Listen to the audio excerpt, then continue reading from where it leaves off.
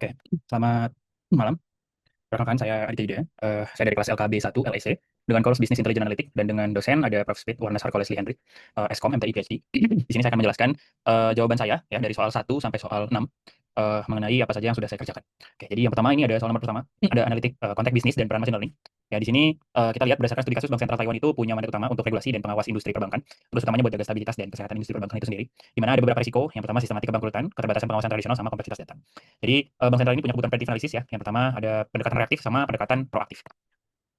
Lalu ada beberapa kontribusi terhadap institusi. Yang pertama untuk EYS, Early Warning System, di mana model machine learning ini dibangun dan difungsikan sebagai skor risiko ya untuk setiap bank secara periodik. Terus ada pengawasan secara yang efisien ya. Terus yang terakhir ada landasan kebijakan rekomendasi. Lalu pendekatan machine learning dalam kasus ini itu di mana kecerdasan AI ini bisa belajar dari keputusan ya, kita bisa identifikasi pola dan membuat keputusan atau prediksi tanpa program secara eksplisit. Lalu yang kedua ada data nomor 2, data understanding ya, di mana kita akan identifikasi target variabel. Di sini saya ngoding sedikit ya. Apakah bank tersebut masih terus beroperasi atau telah berhenti beroperasi. Nah, di sini kita bisa lihat outputnya, di mana target variabel ini bisa diprediksi sebagai kolom bangkrut. Ya, berdasarkan analisis terdapat 6.599 data bank yang sehat dan hanya 220 data bank yang bangkrut, dan ini menunjukkan bahwa data set ini nggak seimbang. Ya. Kalau kita bakal jabarin variabelnya, kita punya 96 kolom, tapi kalau kita jabarin satu-satu itu nggak efisien. Maka cara yang paling baik itu adalah untuk ringkasin umumnya. Terus kita bakal cari missing value-nya. Ya, ini outputnya ya. Nah, berdasarkan output yang kita lihat di atas tadi, ya dataset ini terdiri dari 6.819 baris secara observasi dan 96 kolom. Ya, dari 95 variabel independen seperti ROA, operating gross margin, ya berdasarkan data info semua kolom itu punya 6.819 non-null entries. Yang berarti nggak ada missing value. Ya, terus ada visualisasi hubungan antar variabel ya. Kita lihat ada beberapa input ya. Kita akan ngebuat visualisasi yang dimana outputnya adalah melihat hubungan ROA dari sebelum interest dan setelah pajak liability.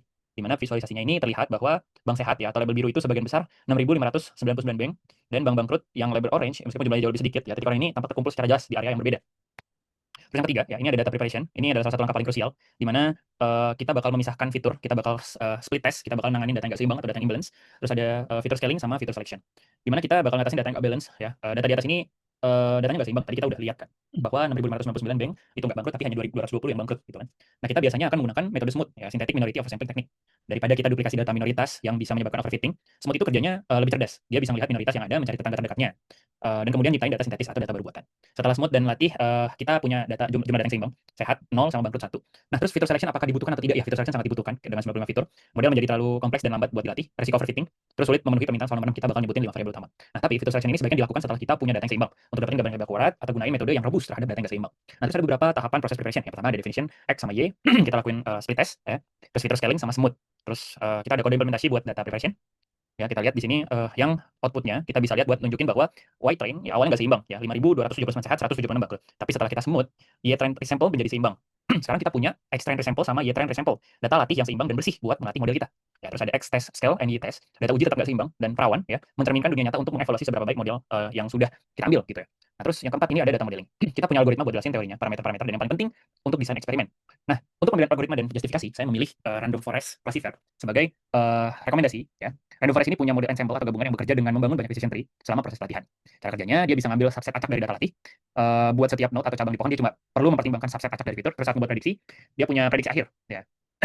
Nah, terus ada 4.2 parameter kunci yang mempengaruhi akurasi ya. Dalam random forest kita punya beberapa parameter, ada n estimator, max def, min sample split, min sample leaf, sama max feature. Terus 4.3 di mana desain eksperimen dalam machine learning, berarti kita coba berbagai kombinasi parameter buat menemukan yang terbaik ya. Cara paling sistematis itu adalah dengan grid search. Nah, alur prosesnya kita definisikan sebuah grid, terus kita gunakan grid search, sama kita pilih model dengan kombinasi parameter yang punya skor terbaik. Ya. Nah, ini kita ngoding sedikit ya dari hasil desain eksperimen. Nah, kita dapat output ya untuk cara yang terbaik setelah kita mulai proses modeling lewat grid search, di mana parameter terbaik yang ditemukan ada max def, min sample leaf, sama n estimator yang udah jelas. Terus model terbaik yang telah disimpan itu sebagai best RF model. Di mana sekarang kita bisa gunain buat soal nomor 5, di mana kinerjanya akan diuji pada data tes yang belum pernah dilihat sebelumnya. Oke, terus ada penjelasan rinci mengenai random forest sama ada grid search fungsinya seperti apa. Ya.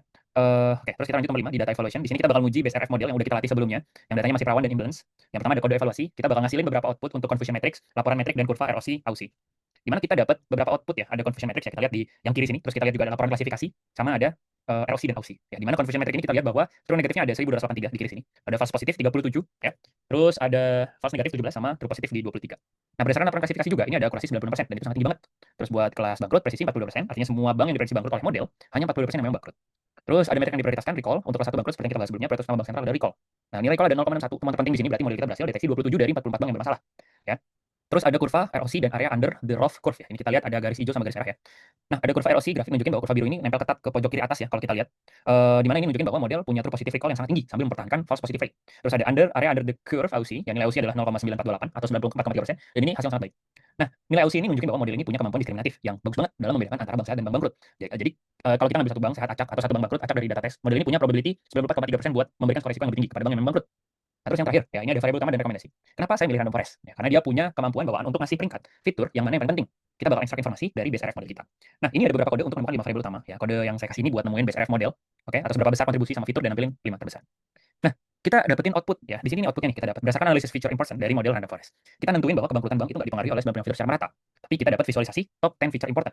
Ada borrowing dependency, ya ketergantungan pinjaman, terus ada net income total asset, ada persistent IPS in the last 4 season, ada after tax net interest sama debt ratio. Nah, terus saya ada beberapa rekomendasi ya kepada pimpinan, ya di mana saya menemukan temuan bahwa model ini sangat akurat ya. Terus resiko utama adalah false negatif, terus indikator kunci telah teridentifikasi. Nah, ada rekomendasi tindakan. Ya tadi setelah kita menemukan temuan, kita menemukan rekomendasi tindakan. Rekomendasi pertama, segera implementasi model sebagai early warning system. Model ini bisa kita bilang untuk integrasi ke dalam dashboard pengawasan kita. Jadi tim pengawas udah punya skor risiko yang dihasilkan model untuk memfilter bank mana yang perlu diawasi lebih intensif gitu ya. Jadi kita benar-benar tahu nih, kayak ini bank benar-benar pengen bangkrut, jadi kita udah ngawasin dari awal.